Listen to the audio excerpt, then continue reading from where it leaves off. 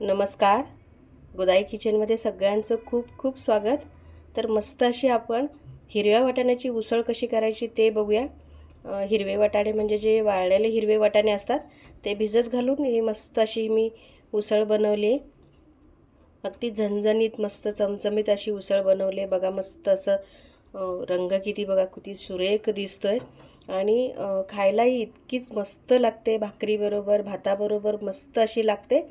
तर आपण पटकन व्हिडिओला सुरुवात करायचं आहे. त्यासाठी मी इकडे वाळलेले जे हिरवे वाटाणे असतात ते घेतलेत, भिजत घातले, रात्रभर भिजत घातलेत मी. आणि सकाळी बघा मस्त असे मऊसूत भिजलेले आहेत वाटाणे, असे हे छान भिजलेत. आता ह्या वाटाण्यामध्ये मी फक्त थोडासा अगदी चिमूटभर सोडा घालून शिजवून घेतलेला आहे. सोडा घातल्यामुळे काय होतं, अगदी मऊसूत शिजतात वाटाणे, म्हणून यासाठी मी अगदी चिमूटभर सोडा घालून शिजवून घेतलेले आहे. बाकी काहीही घातलेलं नाही, मी फक्त सोडा घातलेला आहे आणि शिजवून घ्यायचं आहे. मस्त असे हे हिरवेगार वाटाणे अगदी. आणि सोडा घातल्यामुळे होतं काय, वाटाण्याचा कलरही बदलत नाही, अगदी तसाच कलर दिसतो. तर अशा पद्धतीने बघू शकता तुम्ही.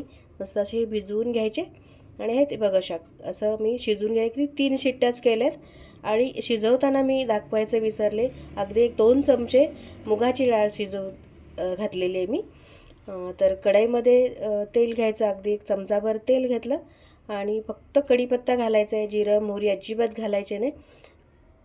एक 8 ते 10 कढीपत्त्याची पानं घातली आणि आता 1-2 मध्यम आकाराचे बारीक चिरून घेतलेले कांदे घातलेत मी. बाकीच्या इतर स्वयंपाकासाठी एकदमच कांदा चिरलेला आहे. तर 1-2 कांदे असतील, हे एवढा कांदा मी चिरून घेतला आहे बारीक.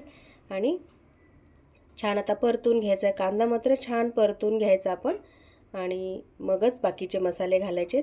अगदी लालसर होईपर्यंत कांदा परतून घ्यायचा आहे. मऊसूत कांदा झाला की आता याच्यामध्ये फक्त आलं आणि लसणाची पेस्ट म्हणण्यापेक्षा मी अगदी कुटून घेतलेलं आहे, चेचून घेतले तेच घालते. तुमच्याकडे पेस्ट असेल ती वापरली तरी चालेल. आता आलं लसणाची पेस्ट आहे, ही छान परतून घ्यायचे. गॅस कमी करायचा आणि छान हे परतून घ्यायचं कांद्याबरोबर.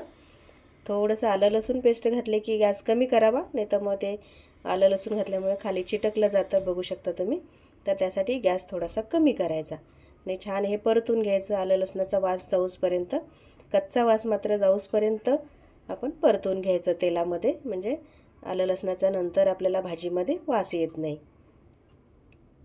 आता ह्याच्यामध्ये एक मोठा टॅमॅटो आहे, लाल अक्षी पिकलेला लाल टॅमॅटो आहे. तो एक मोठा टॅमॅटो बारीक चिरून घातला आहे. आता तोही आहे मसाला कांद्याबरोबर छान परतून घ्यायचा. कुठल्याही भाज्यांच्या ज्या फोडण्या असतात त्या फोडण्या व्यवस्थित छान बसल्या पाहिजेत. कांदा कधी वापरायचा, टॅमॅटो कधी वापरायचा, आलं कधी वापरायचं, हे आपल्याला समजलं की भाजी करणं, कुठलीही भाजी करणे अगदी अवघड नसतं. तर हे छान परतून घ्यायचं. बघू शकता तुम्ही टॅमॅटो पूर्णपणे कांद्याबरोबर मिक्स झालेला आहे. अशा पद्धतीने करून घ्यायचा. आता याच्यामध्ये एक अर्धा चमचा हळद घातली मी, एक अर्धा चमचा धनेपूड, जिरेपूड आणि अगदी पाव चमचा गरम मसाला घातलेला आहे. अगदी थोडं थोडं घातलेलं आहे, मी जास्त वापरलेलं नाही, कारण मी माझा कांदा लसूण मसाला वापरणार आहे. तुमच्याकडे जर कांदा लसूण मसाला नसेल तर ह्या मसाले जे बाकीचे आहेत ते थोडे जास्त घाला आणि मिरची पूड घातली तरीही चालेल, किंवा मग तुमच्या साठवणीतला जो मसाला असेल तो वापरला तरी चालेल. आता कांदा लसूण मसाला वापरला की गरम मसाले जास्त वापरायची गरज पडत नाही, म्हणून मी अगदी थोडे थोडे घातलेले आहेत. थोडीशी फोडणीमध्ये कोथिंबीर घालायची. कोथिंबीरीमुळे छान चव येते, स्वाद छान होतो त्याला. मसाला आपला मस्त असा हा भाजून तयार झाला. आता याच्यामध्ये शिजवलेला वाटाणा घालायचा. आता याच्यामध्ये मी मगाशी सांगितल्याप्रमाणे मुगाची डाळ 1 चमचाभर शिजवताना घातली होती. त्यामुळे काय होतं, वाटाणे आणि पाणी एक वेगवेगळं होत नाही. किंवा तुम्हाला डाळ घालायची नसेल तर मग काय करा, थोडेसे मुठभर वाटाणे शिजल्यानंतर बाजूला काढा, छान मॅश करून घ्या आणि मग वापरा. म्हणजे अगदी घट्टसरपणा येण्यासाठी मी डाळ वापरले. तुम्ही वाटाणे हे कुस्करून घालू शकता. छान मिक्स करून घ्यायचं आणि आता तुम्हाला रस्सा जितपत पाहिजे तितपत पाणी ओतायचं. अगदी मी 1 ग्लासभर पाणी ओतणार आहे. आणि हे जे वाटाणे आहेत ते मी पाव किलो घेतले होते, वाळलेले वाटाणे पाव किलो घेतले होते आणि ते मी सगळे भिजवलेले सगळे मी शिजवून घेतलेत. 8 ते 7-8 जणांसाठी हे मी उसळ बनवते, त्यासाठी मी एवढं घेतलेलं आहे. तुम्हाला जर कमी पाहिजे असेल तर हेच प्रमाण आहे ते कमी करायचं.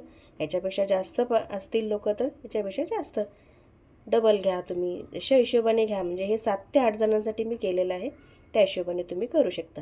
मस्त अशी वाटाण्याची उसळ तयार झाली. याला छान उकळी आली की गॅस कमी करायचा आणि 3-4 मिनिट छान असं हे शिजवून घ्यायचं. म्हणजे मसाले सगळे छान एकजीव होतात आणि आपल्या उसळला खूप छान अशी चव येते.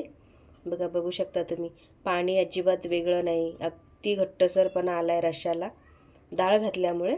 तुम्ही मगाशी सांगितल्याप्रमाणे तुम्ही वाटाणाहीच कुस्करून घातला तरीही असं मस्त अशी ही उसळ तयार होते. दुपारच्या जेवणासाठी म्हणा, डब्यासाठी करू शकता तुम्ही, किंवा रात्रीच्या जेवणाला भात आणि तुम्ही वाटाण्याची उसळ करू शकता. मस्त अशी ही वाटाण्याची उसळ होते. छान जरासं झाकून घ्यायची आणि मग नंतर आपण एका सर्विंग बाउलमध्ये मी काढून घेते. बघू शकता तुम्ही, मस्त अशी ही वाटाण्याची उसळ तयार झाली.